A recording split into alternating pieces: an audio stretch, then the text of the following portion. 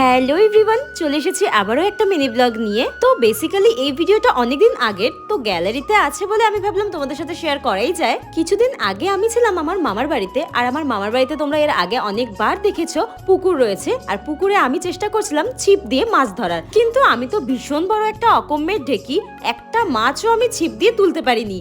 আর আমি লাস্টে বললাম বোনকে যে বোন তুই দেখ তোর হাতে যদি ওঠে, আর ও আরো বড় অকম্যার ঢেকে আমার থেকে, ও পারেনি একটাও। কিন্তু আমার দিদা ছিপ দিয়ে মাছ ধরতে ভালো পারে, তুলেও ছিল, কিন্তু আমি সেই শটটা নিতে একদম ভুলে গিয়েছিলাম। আর আমি এখানে দেখো ক্যাত মেরেই যাচ্ছি।